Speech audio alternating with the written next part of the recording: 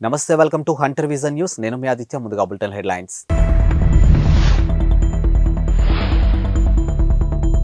తెలంగాణ ప్రభుత్వం సలహాదారుల నియామకం ఉత్తర్వుల జారీ. ఐటీ రంగంలో భాగ్యనగరమే టాప్, ఇక ఐస్ప్రాట్ వ్యవస్థాపకులు. షికారు కోసం భార్యను బీచ్కు తీసుకెళ్లి నీళ్లలో ముంచి చంపేసిన భర్త. తెలంగాణ ప్రభుత్వం సలహాదారులను నియమించింది. ఇక నలుగురు సలహాదారులకు అవకాశం కల్పించింది. ఇక సీఎం రేవంత్ రెడ్డికి సలహాదారుడిగా మాజీ ఎమ్మెల్యే వేం నరేందర్ రెడ్డి నియమితులయ్యారు. ఇక ఎస్సీ, ఎస్టీ, బీసీ, మైనార్టీ శాఖలకు సలహాదారుడిగా షబ్బీర్ అలీ, రాష్ట్ర ప్రభుత్వ ఢిల్లీ ప్రత్యేక ప్రతినిధిగా మల్లు రవి అవకాశం కల్పించారు. హర్కరా వేణుగోపాల్ రావుని ప్రోటోకాల్ ప్రజా సంబంధాల ప్రభుత్వ సలహాదారుడిగా నియమించారు. ఇందుకు సంబంధించినటువంటి నియామక ఉత్తర్వులను ప్రభుత్వం చీఫ్ సెక్రటరీ శాంతికుమారి జారీ చేశారు.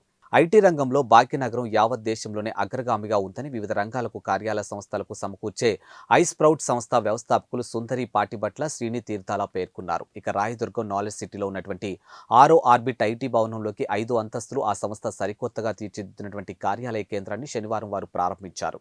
ఈ సందర్భంగా ఇరువురికి పలు విషయాలపై చర్చించారు. ఇక అమెరికా, ఇంగ్లాండ్లోని ఆర్థిక మాంద్యం భారత్పై ఎటువంటి ప్రభావం చూపదు. ఇక ఆ దేశాల బహుళజాతి సంస్థల మానవ వనరులతో పాటు అన్ని సౌకర్యాలు అందుబాటులో ధరలు లభించే భారత్ వైపు చూస్తాయి. ఇక ఈ నేపథ్యంలో దేశంలో ఐటీ మరింత అభివృద్ధి సాధిస్తుందనడంలో సందేహం లేదు.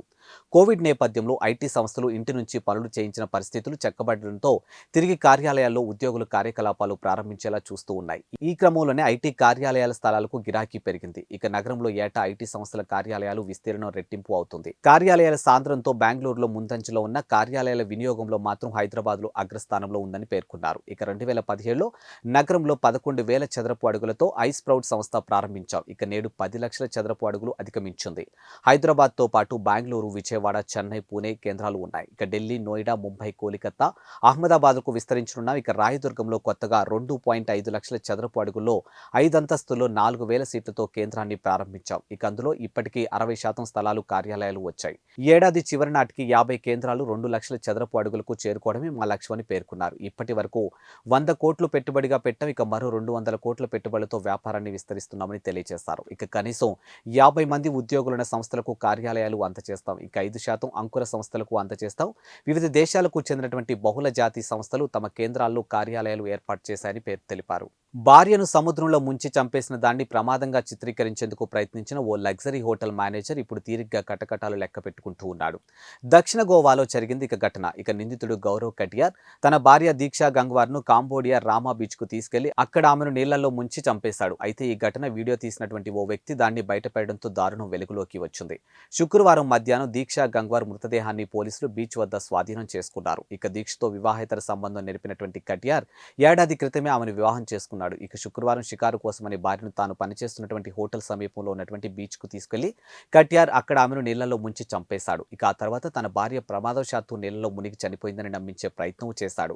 అయితే స్థానికుడు ఒకడు ఈ ఘటన చిత్రీకరించడంతో అతని నేరం వెలుగులోకి వచ్చింది. కటియార్ దీక్ష ఇద్దరిది లక్నో అని పోలీసులు తెలిపారు. ఇక కేసు నమోదు చేసుకుని దర్యాప్తు చేస్తూ ఉన్నారు. ఇంటర్నేషనల్ లీగ్ T20 2024 టోర్నీలో భాగంగా శనివారం దుబాయ్ వేదికగా Mumbai Indians, Emirates Dubai Capitals మధ్య జరిగినటువంటి మ్యాచ్కు బాలీవుడ్ బాద్షా షారూక్ ఖాన్ హాజరయ్యాడు. దుబాయ్ ఇంటర్నేషనల్ స్టేడియంలో జరిగినటువంటి ఈ మ్యాచ్కు కింగ్ ఖాన్ స్టాండర్డ్స్ లో నిలబడి క్రీడాకారులను ప్రోత్సహిస్తూ ఉన్నారు. ఇక సిక్సర్లు, బౌండరీలు వచ్చిన ప్రతిసారి చప్పట్లు చరుస్తూ హర్షాతిరేకులు వ్యక్తం చేశారు. షారూక్ తో పాటు Dubai capitals franchisee Kiran Reddy కూడా మ్యాచ్ ను వీక్షించారు. ఇక ఈ దృశ్యాలను ప్రస్తుతం సామాజిక మాధ్యాల్లో వైరల్ గాను మారాయి. ఇక షారూక్ ప్రస్తుతం అబుదాబి నైట్ రైడర్స్ ఫ్రాంచైజీ యజమానిగా ఉన్నారు. ఇక గత ఏడాది జరిగినటువంటి ఇంటర్నేషనల్ T20 లీగ్ తొలి ఎడిషన్ ప్రారంభ వేడుకలకు సైతం షారూక్ హాజరయ్యాడు. ఇక అబుదాబి నైట్ రైడర్స్ జట్టులో కోల్కతా నైట్ రైడర్స్ కు చెందినటువంటి ఆండ్రీ రస్సెల్, సునీల్ నరైన్ వంటి స్టార్ ఆటగాళ్లకు భాగమయ్యారు. ఇక తాజాగా మ్యాచ్లో Dubai Capitals Mumbai Indians, Emirates పై 7 వికెట్ల తేడాతో ఘన విజయం సాధించింది. Team India captain Rohit Sharma T20 career ముగిసినట్టే అనుకున్న అభిప్రాయాలు వ్యక్తమవుతూ ఉన్న వేళ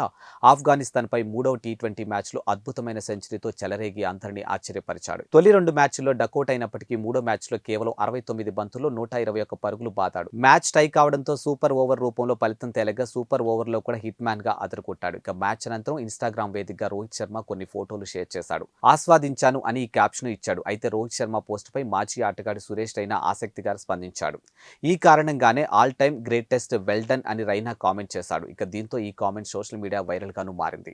టీ20 వరల్డ్ కప్ ను దృష్టిలో ఉంచుకుని దాదాపు 14 నెలల సుదీర్ఘ విరామం తర్వాత రోహిత్ శర్మ, విరాట్ కోహ్లీలు సెలెక్టర్లు ఆఫ్ఘనిస్తాన్ సిరీస్ కు ఎంపిక చేసిన విషయం తెలిసిందే. ఈ సిరీస్ లో రోహిత్ ఒక మ్యాచ్ గా రాణించగా కోహ్లీ చెప్పుకోదగ్గ ఇన్నింగ్స్ ఆడలేదు. ఇక దీంతో వీరిద్దరిని టీ20 ఫార్మాట్ కు ఎంపిక చేయడం అంత తెలివైన నిర్ణయం కాదని విమర్శలు వ్యక్తమవుతున్న విషయం తెలిసిందే. కిడ్నీ మార్పిడి, కీలు మార్పిడి, గుండె మార్పిడి వంటి శస్త్రచికిత్సల గురించి విన్నాం. కానీ హర్యానా రాష్ట్రం ఫరీదాబాద్ లో అమృత ఆసుపత్రిలో 2 వ్యక్తులకు ఏకంగా చెయ్యి మార్పిడి ఆపరేషన్ చేసి విజయం సాధించింది. ఇలాంటి ఆపరేషన్ దేశంలో ఇదే మొదటిది. ఇక 10 ఏళ్ల క్రితం కిడ్నీ మార్పిడి చేయించుకున్నటువంటి 65 ఏళ్ల గౌతమ్ తయల్ తాజాగా చెయ్యి మార్పిడి ఆపరేషన్ చేయించుకుని ఆ ఘనత సాధించిన ప్రపంచంలోనే 2వ వ్యక్తిగా, దేశంలోని మొదటి వ్యక్తిగా రికార్డులకు ఎక్కారు. ఇక చెయ్యి మార్పిడి చేయించుకున్నటువంటి మరో కుర్రాడి వయసు 19 ఏళ్లు. ఈ 2 క్లిష్టతరమైనటువంటి ఆపరేషన్లు డిసెంబర్ చివరి వారంలో జరిగాయి. దాదాపు 17 గంటల పాటు జరిగినటువంటి ఆపరేషన్లు విజయవంతమైనట్లు వైద్యులు వెల్లడించారు. ఇక ఢిల్లీకి చెందినటువంటి గౌతమ్ తయాల్కు దశాబ్దం క్రితం కిడ్నీ ట్రాన్స్ప్లాంట్ జరిగింది. ఇక 2 ఏళ్ల క్రితం ఫ్యాక్టరీలో జరిగినటువంటి ప్రమాదంలో మణికట్టు పైనుంచి చేయిని కోల్పోవాల్సి వచ్చింది. తాజాగా ఆయనకు బ్రెయిన్ డెడ్ అయినటువంటి తానేకు చెందినటువంటి 40 ఏళ్ల వ్యక్తి చేయిని అమర్చారు. ఇక గౌతమ్ కోలుకుంటున్నారని, మరో వారంలో ఆయన్ను డిశ్చార్జ్ చేస్తామని ఆసుపత్రిలో ఉన్నటువంటి centre for plastic and reconstructive surgery వైద్యుడు డాక్టర్ మోహిత్ శర్మ తెలిపారు. అయోధ్య రామ మందిరంలో కొలువుదీరున్నటువంటి రామ్ లల్లా విగ్రహాన్ని ఏటా శ్రీరామనవమి నాడు సూర్యుడు ముద్దాడనున్నాడు. దాదాపుగా 6 నిమిషాల పాటు గర్భగుడిలోని విగ్రహం నుదుట ప్రకాశించనున్నాడు. బాలరాముడికి సూర్యతిలకంగా మారనున్నాడు. ఇందుకోసం మందిర నిర్మాణంలో ప్రత్యేక ఏర్పాట్లు చేస్తున్నట్లు రామ జన్మభూమి ట్రస్ట్ తెలిపింది. సూర్యుడి సంచారం ఆధారంగా ఏటా శ్రీరామనవమి నాడు సూర్యతిలకం ఏర్పడేలా ప్రత్యేకమైన అద్దాలు అమర్చనున్నారు. ఇందుకోసం ఇండియన్ ఇన్స్టిట్యూట్ ఆఫ్ ఆస్ట్రోఫిజిక్స్ సాయం తీసుకున్నట్లు సమాచారం. ఇక మందిరం పూర్తయ్యాక 3వ అంతస్తు నుంచి సూర్యకిరణాలు గర్భగుడిలో విగ్రహంపై అది ఏడాదికి ఒక్కసారి మాత్రమే ప్రసరించేలా ఏర్పాట్లు చేస్తున్నట్లు ట్రస్ట్ పేర్కొంది. ఇక బాలరాముడికి సూర్యతిలకం వ్యవహరిస్తూ ఉన్నారు. ఏటా శ్రీరామనవమికి మధ్యాహ్నం 12 గంటలకు ఈ సూర్యతిలకం మొదలై 6 నిమిషాల పాటు బాలరాముడి విగ్రహం నుదుటిన ప్రకాశించనుంది. ఇక దీనికోసం సెంట్రల్ బిల్డింగ్ రీసెర్చ్ ఇన్స్టిట్యూట్ ప్రత్యేక వ్యవస్థను రూపొందించింది. దీనికి అవసరమైనటువంటి వస్తువులను బెంగళూరుకు చెందినటువంటి ఆప్టిక్ సంస్థ తయారు చేసి ఇచ్చింది. రామ మందిరం 3వ అంతస్తు నుంచి గర్భగుడిలోకి విగ్రహం పైకి సూర్యకిరణాలు ప్రసరించేలా కటకాలు, అద్దాలు, గేర్ బాక్సులు, గొట్టాలు అమర్చనున్నారు. ఇక చంద్రమాన తిథికి అనుగుణంగా ఏటా శ్రీరామనవమి నాడు మధ్యాహ్నం 12 గంటలకు విగ్రహం నుదుటిన సూర్యకిరణాలు ప్రసరిస్తాయి. కాగా రామ మందిర నిర్మాణంతో పాటు ఈ ప్రత్యేక వ్యవస్థలోని ఎలాంటి ఉక్కు, ఇనుము, బ్యాటరీ, విద్యుత్ వాడలేదని టెంపుల్ ట్రస్ట్ వెల్లడించింది. అయోధ్య శ్రీరామ మందిరం విషయంలో ఎంఐఎం ఎంపీ అసదుద్దీన్ ఓవైసీ చేసినటువంటి వ్యాఖ్యలు విశ్వ హిందూ పరిషత్ మండిపడింది. ఇక త్వరలోనే అసదుద్దీన్ కూడా రామనామం జపిస్తారని వ్యాఖ్యానించింది. శనివారం అసదుద్దీన్ కర్ణాటకలో పలు సంచలన వ్యాఖ్యలు చేసిన విషయం తెలిసిందే. ఇక బాబ్రీ మసీదును ఓ పద్ధతి ప్రకారం ముస్లింలకు దూరం చేశారని ఆయన వ్యాఖ్యానించారు. 1992లో మసీదును కూలగొట్టి ఉండకపోతే ముస్లింలు ఇలాంటి పరిస్థితి ఎదుర్కొనేవారు కాదని అభిప్రాయపడ్డారు. 500 ఏళ్ల పాటు బాబ్రీ మసీదులో ముస్లింలు నమాజ్ చేశారు. ఇక కాంగ్రెస్ నేత జీబీ పంత్ సీఎంగా ఉన్న కాలంలో మసీదులో విగ్రహాలు పెట్టారు. ఆ తర్వాత సీఎం మసీదును మూసేశారు. అనంతరం అక్కడ పూజలు ప్రారంభమయ్యాయి. ఇక విహెచ్పి ఏర్పాటైన కాలంలో అక్కడ రామ మందిరం లేనే లేదని ఓవైసీ చెప్పుకొచ్చారు. కాగా ఓవైసీ చేసిన వ్యాఖ్యలపై విహెచ్పి ప్రతినిధి బగ్గుమన్నారు. గత 500 సంవత్సరాల్లో మీ పూర్వీకులు ఎవరైనా అయోధ్యను సందర్శించారా?